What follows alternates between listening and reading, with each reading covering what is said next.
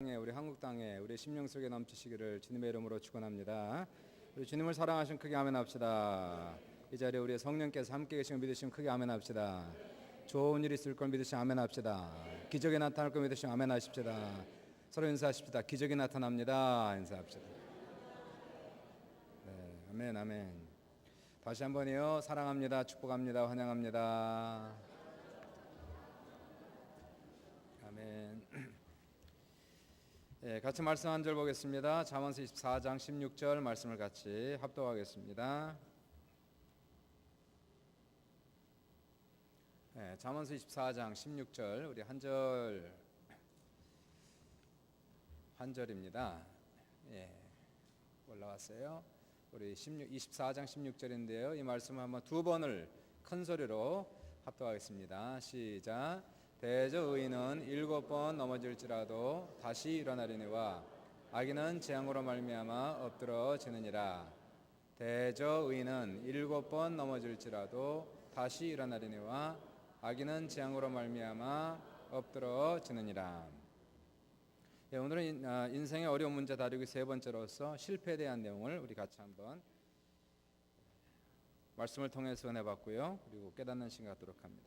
우리가 인생을 살아가면서 실패를 체험하지 않는 사람은 없습니다. 작은 실패, 큰 실패, 모든 사람이 실패를 맛보게 됩니다. 아무도 실패를 원하는 사람은 없지만 우리 인생에 어쩔 수 없이 실패라는 것은 불청객처럼 찾아오는 것입니다. 어떤 사람은 결혼 생활에 실패해서 뜻하지 않게 이혼을 하게 되고 상처하는 사람이 있습니다. 어떤 사람은 뜻하지 않게 계획 없이 사업에 실패해서 많은 빚을 지게 되고요. 전전긍긍하며 자신뿐만 아니라 온 가정이 고생하며 살아가는 사람들도 있습니다. 어떤 분들은 자녀 양육에 실패해서 아이들의 문제 때문에 많은 큰 아픔과 슬픔을 안고 살아갑니다. 저희 같은 사역자들은 보통 목회 현장에서 많은 실패와 좌절을 맛보게 되고 그리고 많은 눈물과 기도 속에서 또 살아가는 사람들도 있습니다. 어떤 분들은 인생을 지나가면서 이제 노년기에 이르러서 내 인생에 정말 아무것도 잃은 것이 없다는 후회와 한탄과 패배의식에 사로잡혀 살아가는 사람이 상당수가 있는 것을 우리가 보게 됩니다. 실패라는 것은 우리가 원치 않아도 찾아오는 것인데 중요한 것은 이러한 실패가 우리 인생에 찾아왔을 때 우리는 어떻게 대처해야 할까 하는 것이 참으로 중요한 숙제가 되겠습니다. 오늘 본문을 읽어보시면 잠언서 24장 16절에 이렇게 얘기를 합니다. 대저 의인은 7번 넘어질지라도 다시 일어나려니와. 우리가 여러 가지 환난을 당하고 실패를 맛보았을 때 어떻게 될까요? 오늘 성경은 이렇게 얘기합니다. 다시 일어나라 하는 것이에요. 따라해 보십시오. 다시 일어나려니와. 예, 살아가면서 넘어져 보지 않은 사람 한 명도 없습니다. 어린아이들은 첫걸음을 뜰 때까지 수백 번 또는 수천 번 넘어져야 첫걸음을 뜰 수가 있게 되는 것입니다. 우리 인생 속에서도 실패는 찾아오는 것인데 한두 번 실패했다고 인생이 망가진 것이 아니고 패배자가 된 것은 아닙니다. 이제 중요한 것은 우리의 삶 속에 작은 실패가 찾아왔을 때에 또는 크나큰 실패가 찾아왔을 때에 어떻게 우리가 대처하고 이러한 실패를 극복하고 일어나느냐 하는 것이 우리의 큰 숙제가 되겠습니다. 첫 번째입니다. 계획하고 준비하라. 따라해 보십시오. 계획하고 준비하라. 우리는 실패를 결코 미화시키지 않습니다. 실패는 아픈 것이고 결코 아름다운 것이 아닙니다. 보통 사람들이 실패를 성공의 어머니라고 얘기하는데 항상 그런 것은 아닙니다. 사람에 따라서 실패가 성공의 어머니도 되지만 어떤 사람에게는 실패가 너무 커서 다시는 재기하지 못한 사람들도 있고 어떤 사람들은 그 실패 앞에서 너무나 큰 절망감 속에 자신의 목숨을 끊는 극단적인 행동을 취하는 사람들도 주변에 있기 때문에 그렇습니다. 가장 좋은 것은 무엇일까요? 크게 실패하지 않는 것이 가장 좋겠습니다. 그러기 위해서는 우리가 작은 실패를 했을 때에 그 실패를 통해서 뭔가 배워서 똑같은 실패를 반복하지 않는 것이 지혜가 되겠습니다. 사람들이 똑같은 실수와 실패를 반복하는 이유는 실패 속에서 아무것도 배운 것이 없기 때문에 그렇다는 것입니다. 우리는 도대체 작은 실패가 찾아왔을 때에 어떻게 해야 될까요? 배워야 된다는 것입니다. 이제는 매사에 철저하게 준비하고 계획하는 것이 중요하다는 것입니다. 영어에 이런 말이 있어요. If you fail to plan, you are planning to fail. If you fail to plan, you are planning to fail. 계획하지 않는다는 것은 실패를 계획하는 것이다. 계획하지 않는다는 것은 실패를 계획하는 것이다. 우리는 인생을 살아가면서 실패하지 않기 위해서는 인생 속에서 계획하고 설계해야 됩니다.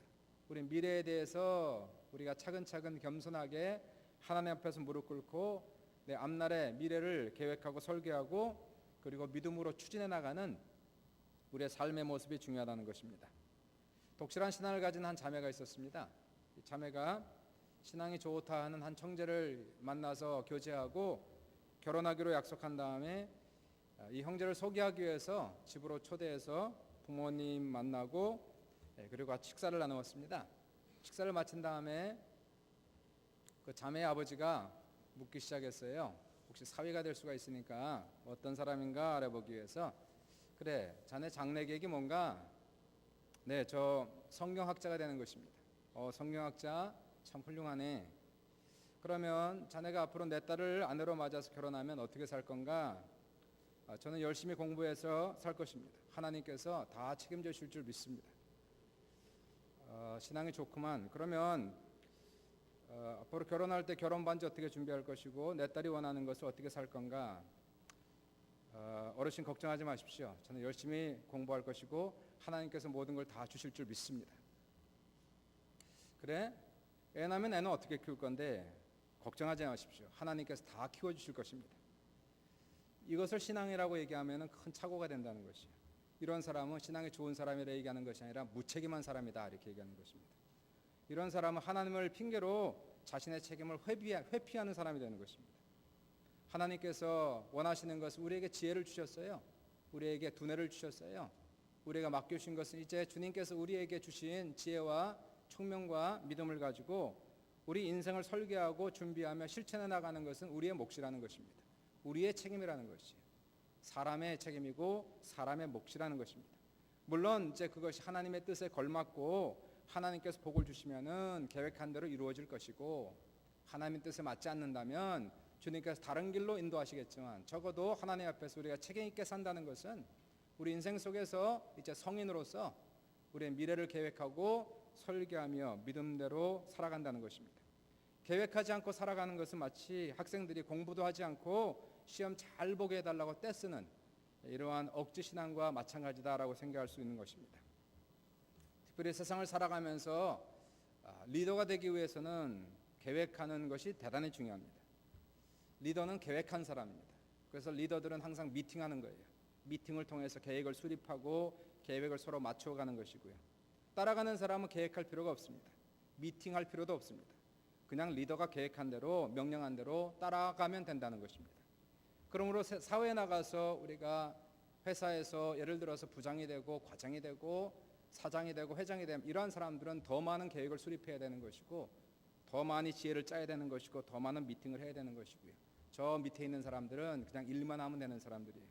세상에 성공하는 사람들은 이런 사람들입니다. 하나님께서 주신 지혜를 가지고 믿음을 가지고 기도하면서 겸손히 하나님 앞에서 계획하고 그리고 계획을 추진해 나가는 것이 대단히 중요하다는 것이 우리가 인생을 살아가면서 때때로 실패하는 그 이유 중에 하나는 계획하지 않기 때문에 그냥 마구잡이로 인생을 살아가기 때문에 우리 인생이 망가지고 있다면은 우리는 이러한 실패를 통해서 우리가 그렇게 경거망동하게 행동할 것이 아니라 조금 더 신중하게 생각하고 기도하고 하나님 주신 지혜를 따라서 계획하고 그리고 추진해 나가는 이러한 지혜를 가지고 살아가는 우리 모두가 될 수 있기를 주님의 이름으로 축원합니다.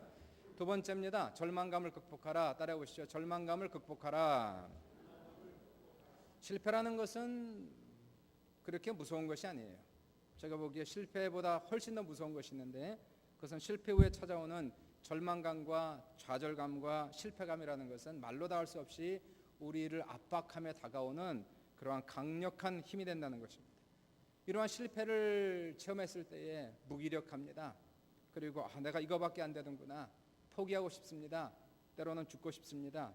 다시 일어날 수 있는 힘이 없다는 것을 우리가 느껴진다는 것이 이때 필요한 것이 무엇일까요? 우리는 강인한 정신력이 필요한 것이고 심력이 필요한 것이고 이러한 정신력과 심력은 어디서 오고 있을까요? 하나님을 향한 우리의 믿음 속에서 오고 있다는 것이에요.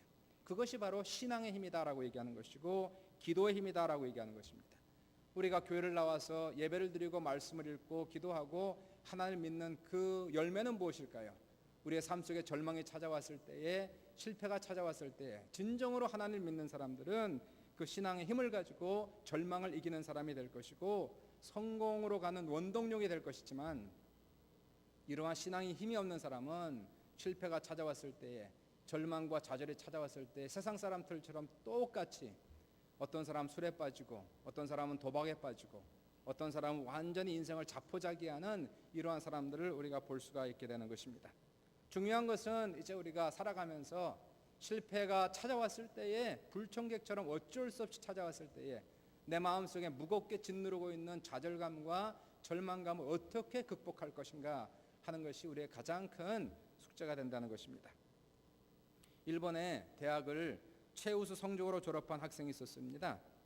이 학생이 일본 최고의 기업인 마쓰시타 입사 시험에 응시를 했는데 시험을 잘 봤어요. 경력을 봐서나 이 학생이 떨어질 수 있는 그런 확률은 거의 없었습니다. 본인도 100% 합격될 것을 자신했는데 통보가 오기를 아주 의외로 불합격이었다는 것이에요. 한 번도 인생에 실패를 체험해보지 못한 이 학생, 너무 머리가 좋은 학생, 이 학생이 절망감에 사로잡혀가지고 도저히 절망감을 이길 힘이 없어서 그날 저녁에 다량의 수면제를 먹고 자살하고 말았습니다. 다음날 그 마쓰시타 회사로부터 전보가 한 장 날라왔어요. 당신이 입사시험의 수석 합격자인데 전산 처리에 문제가 생겨서 실수가 발생했습니다. 심려를 끼쳐드려 죄송합니다. 출근을 속히 준비해 주시기 바랍니다. 어떡합니까? 당사자가 이미 죽어버렸어요. 고인이 되어버렸어요. 학생의 죽음의 소식을 접한 그룹의 총수인 마쓰시타 고노스케 씨, 이분이 이 학생의 죽음에 대한 반응이 상당히 의외였습니다. 이분이 이렇게 얘기해요. 미래가 밝은 젊은이가 세상을 떠난 것은 참으로 애석하고 안타까운 일입니다. 그러나 정작 우리 회사가 이 학생을 받아들이지 않게 된 것은 결과적으로 큰 행운이라고 생각합니다. 그런 정도의 좌절을 이겨내지 못할 젊은이라면 비록 그가 수석 합격자이긴 하지만 저희 회사에 알맞는 인물은 아니라고 생각하기 때문입니다. 그런 좌절과 심리적 상태로 회사의 중요한 자리에 올랐을 때 그는 틀림없이 회사에 막대한 손실을 입혔을 것입니다. 사람의 머리만 좋다고 성공하는 것이 아니고요, 강력한 심력이 있어야 된다는 것이, 강한 정신력과 그러한 믿음의 힘을 가지고 좌절과 절망을 극복하는 우리 모두가 될 수 있기를 주님의 이름으로 축원합니다. 미 항공우주국 나사죠. 나사에서 달 탐사를 위해서 아폴로 11호에 탑승할 우주 비행사를 선발할 때에 두 번의 인터뷰를 거쳤습니다. 첫 번째는 경력과 이력을 보고 1차 심사를 끝냈고, 두 번째 심사가 참 재미있는 그러한 인터뷰였어요. 이 심사에서는 특히 과정에서 위기를 한 번도 겪어보지 못했거나 또는 실패를 극복한 경험이 없는 지원자는 아예 제외시켰다는 것입니다. 그 이유는 무엇이었냐면은 실패와 좌절을 극복한 사람만이, 좌절감과 절망감과 위기를 극복한 사람만이 앞으로 우주 여행 중에 발생할 수 있는 다양한 돌발 상황을 유연하게 대처할 수 있겠지만, 그러나 실패를 한 번도 해본 적이 없다든가 또는 좌절감, 실패감을 인정하지 않고 요리조리 피해온 사람들은 결국 더 이상 회복하기 어려운 더 큰 실패에 빠지는 경우가 많이 있었기 때문에 이러한 사람은 부적격하다라고 결정이 됐다는 것입니다. 사랑하는 여러분, 우리는 다 실패를 체험할 수밖에 없어요. 작은 시험, 큰 시험, 작은 문제, 큰 문제가 여기저기에서 돌출합니다. 문제는 이러한 실패를 우리가 어떻게 대처하고 살아가느냐 하는 것이에요. 좌절과 절망이 찾아오는 것은 어쩔 수 없지만 이러한 좌절과 절망을 극복하는 믿음이 우리에게 있는가? 그러한 신앙심이 우리에게 있는가? 그러한 강력한 정신력이 우리에게 있는가 하는 것을 스스로 자문자답해 봐야 될 것입니다. 우리가 오늘날도 이와 같은 예배에 나오는 것은 언제 어디서 이러한 문제가 닥칠 줄 모르기 때문에 미리 준비하는 것이에요. 미리 대비하는 것입니다. 황급하게 당황하지 아니하고 어려움이 닥쳐와도, 시험이 닥쳐와도, 환난이 닥쳐와도 너끈히 이길 수 있는 강인한 신앙심으로 무장된 우리 모두가 될 수 있기를 주님의 이름으로 축원합니다. 어떻게 이길까요? 아브라함 링컨의 신뢰를 통해서 이분처럼 실패를 많이 한 사람은 없습니다. 여러분이 잘 아시지만은 아브라함 링컨이 대통령이 되기 전까지 얼마나 많은 선거에 패배를 했습니까? 사업에 얼마나 많이 실패를 했습니까? 사랑하는 여인이 죽었지요. 나중에 본인도 너무나 많은 실패에 시달리다 정신병에 걸려서 병원 신세까지 진 사람이 아브라함 링컨이었어요. 링컨이 한번 이런 얘기를 했습니다. 내가 실패할 때마다 마귀는 내게 찾아와서 너 이제 끝장났다 라고 말했습니다. 그러나 하나님은 내게 찾아와서 이 실패의 경험을 가지고 더 큰 일에 도전하라고 말씀하셨습니다. 저는 마귀의 말을 듣지 않고 하나님의 말씀에 귀를 기울였습니다. 우리가 실패할 때에 두 가지 음성이 같이 들립니다. 신앙이 있는 사람은 마귀 음성도 들리고 하나님의 음성도 같이 들리는 것이에요.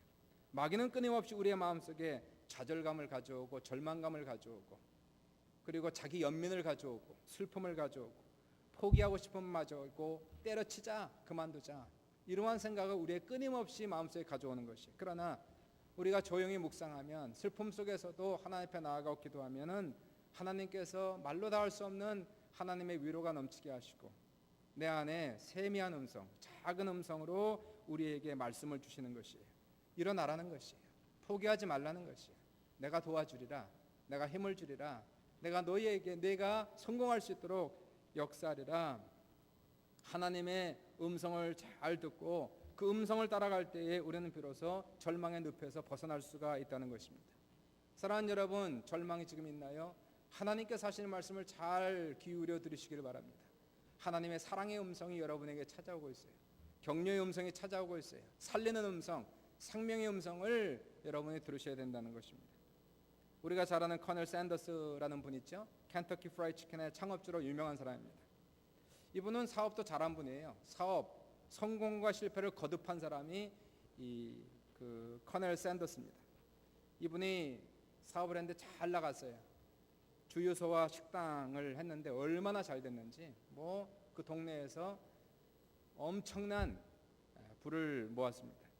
그러다가 하이웨이가 갑자기 뚫려가지고 사람들이 길을 건너갈 수가 없는 거예요.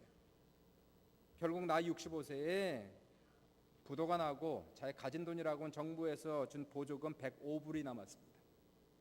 하는 사업마다 잘 되다가 막판에 꼭 망하는 이 커널 샌더스. 정신병까지 앓게 되고 결국 사랑하는 아들이 죽고 자기 사랑하는 아내까지 먼저 천국으로 보내게 되죠. 절망과 낙심, 상처 속에 방황하면서 내가 도대체 어디로 가야 됩니까? 나는 어떻게 살아야 됩니까? 괴로워하고 있던 어느 밤 정신병원에서 몰래 빠져나와서 그날도 이리저리 방황하다 어디선가 들려오는 노랫소리를 찾아가게 돼요. 취한 듯이 그곳을 따라가는데 바로 그 장소는 자그마한 교회였습니다. 그 예배당에서 한 여인이 너무나 평화롭게 노래를 부르고 있는데 그 노래 가사가 그의 마음을 울리기 시작합니다. 너 근심 걱정 말아라 주 너를 지키리 주 날개 밑에 거하라 주 너를 지키리 어려워 낙심될 때에 주 너를 지키리 위험한 일 당할 때에 주 너를 지키리.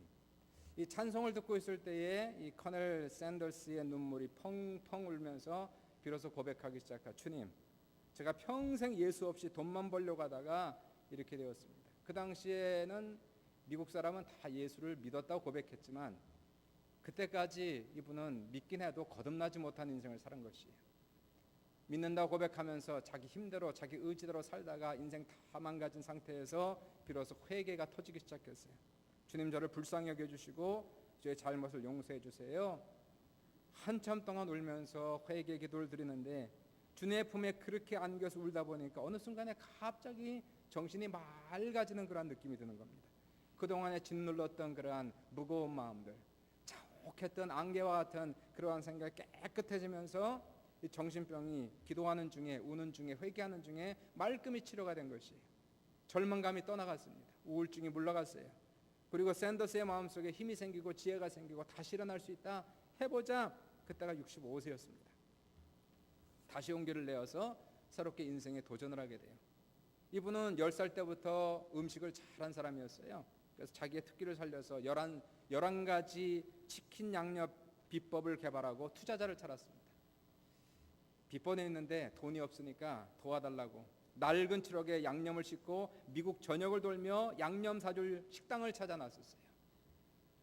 그런데 3년 동안에 1,008개 식당에서 거절당합니다.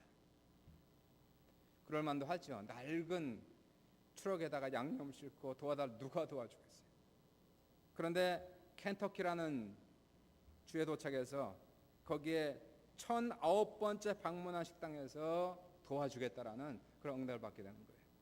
그래서 켄터키에서 그 식당을 출발해서 켄터키 프라이드 치킨이 나왔고 전 세계 지금은 3만 개 이상의 매장을 가진 KFC가 그때 시작이 되었다는 것입니다. 그때 시작한 나이가 68세였어요. 이분은 65세까지 자기 힘으로 살았어요. 자기의 능으로 자기 실력으로 살다가 막판에 다 깨졌습니다. 65세에 거듭났어요. 하나님 앞에 돌아왔어요. 그리고 나서 하나님 주시는 힘과 지혜를 가지고 7,008개 했어요. 1,008번 거절당하고 1,009번째에 이분은 투자자를 찾아서 인생을 새롭게 시작했다는 것입니다. 이후에 커널 샌더스는 가난하고 불쌍하고 소외된 많은 사람들을 도와주면서 가는 곳마다 자신의 삶을 치유하고 회복시키신 살아계신 예수님을 대해서 증거했습니다. 그리고 만나는 사람들마다 사업에 망한 사람, 고난당한 사람들에게 늘 시편 50편 15절의 말씀, 환난 날에 나를 부르라, 내가 너를 건지리니 내가 나를 영화롭게 하리라는 말씀을 전해주면서 용기를 북돋아 주게 됩니다. 그러고는 이분은 90세 일기로 세상을 떠났어요. 68세에 성공해서 22년 동안 엄청나게 사업을 성공시키고 죽은 이러한 모습을 우리가 볼 수가 있게 되는 것입니다. 좌절감, 절망감 가장 무서운 것이에요. 포기하고 싶은 마음 마귀의 음성입니다. 그러나 우리에게는 하나님이 계신 것이에요. 살아계신 예수 그리스도가 성령으로 우리 중에 와 계시고 우리 안에 계셔서 힘들고 어려울 때에 우리가 저 깊은 골짜기를 지나갈 때에 주님이 주시는 음성을 듣고 두려워하지 말고 절망의 늪에서 빠져나올 수 있는 우리 모두가 될 수 있기를 주님의 이름으로 축원합니다. 마지막 세 번째, 하나님의 은혜를 구하라. 따라해 보시죠. 하나님의 은혜를 구하라. 오늘 본문을 보시니까 의인은 7번 넘어질지라도 8번 일어난다. 이 의인이라는 것은 하나님을 잘 믿는 사람을 얘기하는 것이에요. 하나님을 믿고 의지하면서 하나님 경외하면서 하나님의 은혜와 긍휼함을 구하며 살아가는 사람이 여기서 의인입니다. 이런 사람은 7번 넘어져도 8번 일어난다는 거죠. 성경을 보시면 성경은 어떤 책일까요? 성경은 실패자들의 복음서다 이렇게 얘기하면 됩니다. 성경이라는 것은 아주 좋은 배경 속에서 자라서 좋은 교육받고 아무런 문제 없이 성공한 사람들의 얘기가 아니고 엄청나게 많은 실패 속에서 하나님의 은혜를 체험한 사람들의 이야기가 성경책이에요. 하나님의 위대한 종들은 엄청나게 쓰라린 패배를 맛보았고 하나님의 은혜로 다시 회복된 사람들이 성경의 인물들이었습니다. 먼저 한번 출애굽기를 보십시오. 출애굽기에 나타난 주인공은 모세 아닙니까? 하나님의 쓰임받은 위대한 종 모세. 언제부터 그분이 그렇게 위대해졌습니까? 그 사람이 나이 40대까지는 왕자의 신분으로 살았어요. 아무것도 부족함이 없었어요. 실패가 뭔지 몰랐어요. 왕궁에 살면서 왕복을 입고 최고의 교육을 받고 그는 무술에 뛰어났고 언변에 능했습니다. 아름다운 자태를 가졌어요. 이만큼 뛰어난 사람이 없었어요. 그러던 모세가 나이 40세에 자신의 동족인 히브리 사람이 애굽 사람에게 두들겨 맞는 것을 보고 혈기가 나가지고 애굽 사람을 쳐 죽이고 그리고는 모래에 감춰두고는 살인자가 되어 도망자의 신세를 면치 못합니다. 광야로 도망갔어요. 거기서 40년 동안 은둔생활을 하며 살아갑니다. 그 당시에 가장 천하다는 목녀와 결혼을 하고 살았어요. 궁에서 살던 사람이 이제 가장 냄새가 나는 집에서 냄새나는 아내와 결혼하고 동거하며 살아가는 거예요. 이 사람은 이때부터 목표가 없어졌어요. 자신감이 상실됐어요. 자존심은 땅에 떨어졌어요. 미래는 없고 내일도 없는 것입니다. 그런데 놀랍게도 하나님께서 인생을 포기하고 살아가는 모세에게 나타났어요. 그리고 그를 부르시는 장면을 우리가 출애굽기 4장에서 읽어나가는 것입니다. 하나님이 모세를 부르셨을 때 모세는 자기를 패배자, 실패자로 보았어요. 하나님, 나는 아닙니다. 끝까지 하나님의 부르심에 순종하지 못하고 핑계만 둘러댈 만한 이유가 있었어요. 이해합니다. 하나님, 저는 실패자입니다. 제가 무슨 이 나이에 하나님의 일을 합니까? 40년 동안 양만 치다 보니까 옛날에 말도 잘했는데 이제는 혀가 굳어서 말도 제대로 못합니다. 하나님께서 끝까지 부르시니까 하나님, 다른 사람을 보내십시오. 하나님이 포기하지 않고 그를 부르세요. 그리고 그를 들어 쓰시기 시작했어요. 80의 노구였던 모세를 들어서 쓰기 시작하시는데 40년 동안 양치던 그 지팡이를 통하여서 홍해가 갈라지기도 하고 반석에서 물이 나오기도 하고 하늘에서 메추라기가 떨어지기도 하고, 이스라엘의 영도자로 삼으시고 민족의 애굽에서 탈출시키는 위대한 사명을 감당케 하셨는데, 이것은 무엇일까요? 100% 전적으로 하나님의 은혜였다는 것이. 모세는 내일이 없었어요. 미래도 없었고 계획할 수 없던 그러한 인생 속에서 그를 부르신 것은 하나님이었고, 그를 쓴 것은 100% 전적으로 하나님의 은혜였기에 모세가 자기 인생을 마치고 오직 하나님께만 영광을 돌리는 모습을 보게 되는 것입니다. 욥기를 보십시오. 주인공 욥을 보시면은 욥에게는 자녀가 10명이 있었어요. 양이 7,000마리, 낙타가 3,000마리, 소가 500마리, 암나귀가 500마리, 종도 수천 명. 이 사람은 동방 사람들 중에 가장 훌륭한 자라. 그러나 이분에겐 재산이 양도 아니고 소도 아니고 암나귀도 아니고, 이분이 가지고 있었던 가장 큰 자산은 하나님을 믿는 자기의 신앙과 믿음이었어요. 욥은 늘 하나님을 경외했습니다. 아무리 많은 성공과 행복이 있다 할지라도, 부가 있다 할지라도 자신의 마음을 빼앗기지 아니하고 신앙을 잃지 아니하고 오직 하나님 앞에 올바로 살기 위하여 경건하게 살아갔어요. 이렇게 최선을 다하며 경건한 믿음 생활을 한 사람에게도 시련이 찾아오고 실패가 찾아오는 거예요.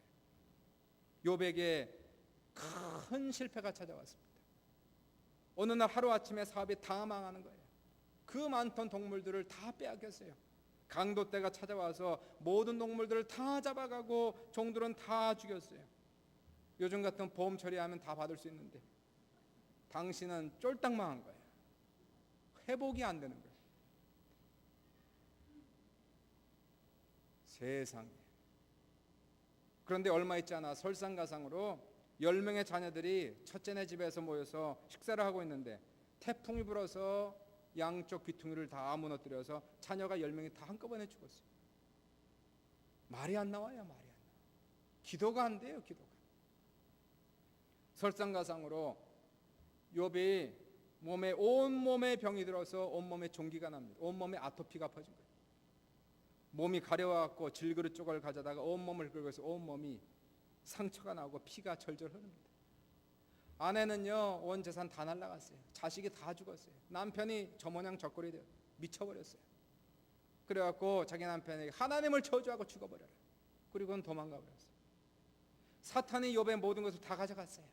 재산을, 자녀를, 건강을, 아내까지 다 뺏어갔어요. 어떻게 도망합니까? 욥이 가진 것은 아무것도 없었지만 마지막 남은 재산이 하나가 있었어요. 그것이 바로 그 안에 있었던 하나님을 향한 신앙과 믿음이었다는 것입니다. 사탄은 모든 것에 손을 댈 수가 있었어요. 재산도 손댈 수 있었고 건강도 자녀에게도 손을 댈 수 있었지만 욥 안에 있었던 신앙과 믿음은 손을 댈 수가 없었던 것이에요. 욥은 이러한 상황 속에서도 끝까지 자기의 믿음을 끝까지 고집합니다. 하나님 앞에서 자기의 마음을 결코 잃지 않겠다는 거예요. 마지막 남은 신앙까지 버리면 이제는 욥은 아무것도 없는 거예요. 내가 죽어도 이 상태에서 저주를 받고 죽어도 나는 내 믿음, 내 신앙을 지키겠다는 결단을 우리는 읽어나갑니다. 욥기 23장 10절에 그러나 내가 가는 길을 그가 아시나니 그가 나를 단련하신 후에는 내가 순금같이 나오리라. 결국 사탄은 욥의 믿음에 항복하고 말아요. 도저히 다른 것은 다 손대도 욥의 믿음에 손을 대지 못하던 사탄은 손을 들고 항복하고 그때부터 하나님께서 욥의 인생을 다시 회복시켜 주시는데 욥의 인생의 말년에 양 14,000마리, 낙타 6,000마리, 소 1,000마리, 암나귀 1,000마리. 그러니까 이전보다 딱 2배가 됐다는 거예요. 자녀들은 다시 10명을 또 생산합니다. 힘도 좋으시고 능력도 많으셔서 10명을 생산하게 하셔서 죽은 자녀들에 대한 위로를 크게 받게 하셨어요. 도저히 재기할 수 없었던 욥이었어요. 이거는 불가능이었어요. 어떻게 다시 재기합니까? 재산 다 날라가고 아내 도망가고 자식 다 죽고 건강 다 망가진 상태에서 무슨 소망이 있겠어요? 미래가 있습니까? 내일이 있습니까? 그러나 아버지 도와주세요. 하나님 역사해 주세요. 도저히 재기할 수 없는 상태에서 회복한 것은 하나님의 전적인 은혜였고 하나님의 역사인 것을 믿으시길 주의 이름으로 축원합니다. 룻기를 보십시오. 룻기에 나오는 주인공은 룻과 그의 시어미 나오미입니다. 나오미는 자기 남편과 함께 좀 더 잘 살기 위해서 자기의 고향 베들레헴을 떠나 모압 땅으로 이민 간 부부입니다. 두 어린 아들을 데리고 손잡고 올라갔어요. 마치 우리와 비슷한 사람, 한국보다 여기에서 더 잘 살고 더 가난해지게 해서 온 사람 한 명도 없잖아요. 좀 더 나은 세상을 위해서 온 거 아닙니까? 그런데 인생이 항상 좋게만 가는 게 아니에요. 이 나오미는 모압 땅으로 이민을 가서 살아가고 두 어린 아들이 자라서 두 모압 여인과 결혼을 시켰는데 아마도 전염병이 그때 돌았던 것 같아요. 자기 남편이 죽었습니다. 그리고 두 아들이 자식도 없는 상태에서 죽어버렸어요. 눈물이 떡이 되어 살아가지요. 나오미가 세상에 이러한 저주가 어디 있으면 이러한 슬픔이 어디 있습니까? 통곡을 하며 살아가요. 남편 복도 없고 자식 복도 없는데 그래도 다행히 며느리 복은 있어가지고 이 두 며느리가 얼마나 착한지 몰라. 나오미가 더 이상 모압 땅에서 버틸 힘이 없으니까 그래도 내 고향으로 돌아가면은 내 친지들이 있고 친구들이 있으니까 뭔가 좀 기댈 게 있어서 베들레헴으로 돌아가고자 했을 때에 두 며느리가 같이 간다는 거예요. 어머님 따라갈게요. 아서라 아서 너희들은 가면 못 산다. 너희 부모님 집으로 돌아가서 다시 재혼해서 잘 살아라.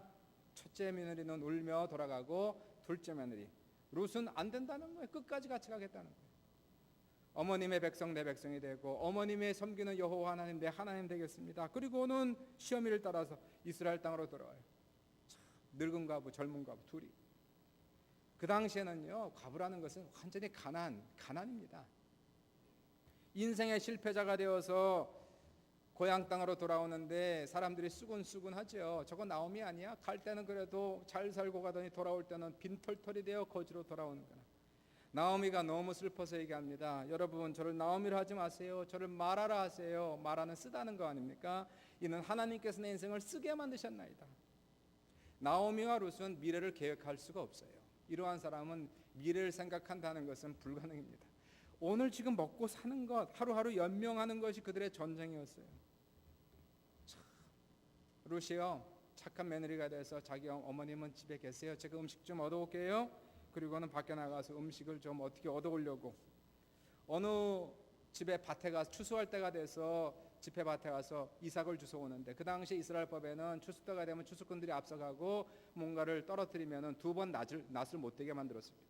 가난한 자 어려운 자 이방인들이 가면서 그 이삭을 주워다가 하루 연명해야 되기 때문에 거길 가서 이삭을 줍는데 하필이면 그 밭이 우리가 하필이면이죠. 실질적으로 하나님의 축복과 하나님의 큰 역사와 기적이었어요.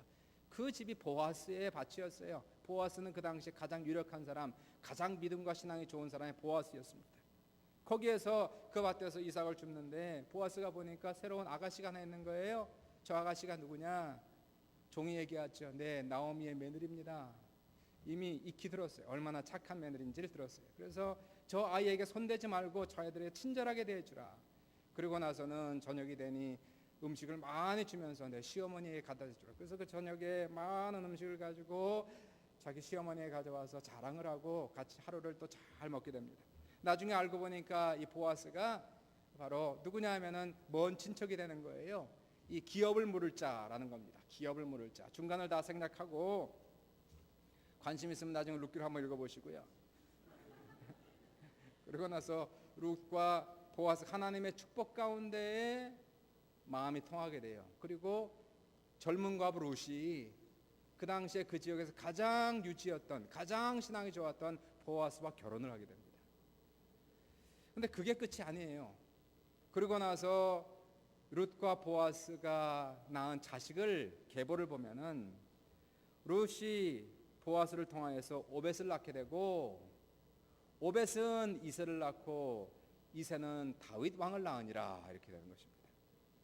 그러니까 룻은 다윗 왕의 증조 할머니가 되는 것이고 그래서 이 나오미는 나는 마라야 나는 쓰다 인생이 너무 쓰다 너무 슬프다 그랬던 나오미는 바로 이 손주 오벳을 안고 그 오벳을 나오미가 키우게 되는 거예요. 축복입니다. 내일을 기약할 수 없었던 룻과 나오미에게 이러한 축복이 임하더니 마태복음 1장을 보시면 거기에 룻의 이름이 또 한 번 등장하는 거예요. 메시아의 족보소에 들어가지 않습니까? 룻은 보아스를 통해서 오벳을 낳고 오벳은 이새를 낳고 이새는 다윗 왕을 낳으니라 라는 말씀을 통해서 내일이 없었던, 기약할 수 없었던, 계획할 수 없었던 룻과 나오미에게 이러한 축복이 넘칠 수 있었던 것, 인생을 완전히 다시 180도 돌려놓을 수 있었던 것은 100% 하나님의 전적인 은혜였다는 걸 믿으시길 주의 이름으로 축원합니다. 오늘 제가 말씀드린 롯과 모세와 욥과 나오미, 재기불능한 사람들이었어요. 계획할 수 없는 사람들입니다. 이러한 사람들이 하나님이 은혜를 주시니까 회복되고 하나님이 주시는 위대한 사람들이 되고, 그리고 놀라운 축복의 길로 돌아섰다는 것을 보면서, 야, 하나님이 은혜만 주시면 되는구나. 한 내 인생의 가장 극심한 실패를 당한 상태 속에서 내일을 기약할 수 없는 이러한 고통 속에서도 하나님 은혜만 주시면 되겠습니다. 도와주십시오. 은혜를 주십시오. 하나님의 놀라운 은혜가 우리 모두에게 넘칠 수 있기를 주님의 이름으로 축원합니다. 여러분, 실패를 경험하지 않은 사람은 없어요. 저도 여러분도 작은 실패, 큰 실패를 경험했고, 지금 어떤 분들은 이러한 실패를 지금 지나가고 있어요. 실패감, 좌절감, 절망감, 자기 연민, 어떻게 해야 될까요? 다시 한번 오늘 말씀을 정리하면서, 과거의 실패를 토대로 앞으로는 겸손히 주님 앞에 기도하면서 계획하고 준비하고 믿음으로 추진하십시오. 하나님이 허락하시면 여러분의 계획이 이루어지는 귀한 은혜 역사가 나타날 것입니다. 두 번째, 절망감을 이기십시오. 사탄의 음성이 너무 강해요. 실패했을 때 사탄의 음성이 들리고 하나님의 음성이 안 들려요. 이때 묵상하세요. 주님 앞에 나오세요. 예배 시간에 더 열심히 나오세요. 기도 시간을 찾아가세요. 무릎을 꿇으세요. 엎드려 기도하세요. 심령 깊은 곳에서 흘러나가는 하나님의 작고 세미한 음성을 들으세요. 사랑하는 아들아, 힘을 내라. 사랑하는 딸아, 내가 너와 함께하리라. 내가 너를 도와주리라. 하나님의 음성을 듣고 절망감을 극복하는 우리 모두 될 수 있기를 주의 이름으로 축원드리고요. 하나님의 은혜를 구하세요. 능으로도 아니요 힘으로도 아니요, 이것은 주님 은혜를 주지 않으면 저는 제기 불가능합니다. 저는 도저히 회복될 수 없습니다. 그러나 주님 도와주시면, 주님의 능한 손으로 도와주시면 약한 자를 들어 강한 자를 부끄럽게 하시고 가난한 자를 들어 부한 자를 부끄럽게 하시며 모든 일을 행한 후에 오직 하나님 홀로 영광 받으실 줄 믿사오니, 이 부족한 자, 이 죄 많은 자, 하나님 저에게 은혜를 주세요. 하나님 능력을 베풀어 주세요. 저를 도와주세요. 저를 불쌍히 여겨주세요 하는 그러한 기도를 들으시고 우리의 인생을 회복시키시는 놀라운 은혜의 역사가 우리 모든 실패자들에게, 우리 모든 절망자들에게, 이 시간에 우리 모두에게 넘칠 수 있기를 사랑하는 예수님의 이름 받들어서 간절히 축원합니다. 기도하겠습니다.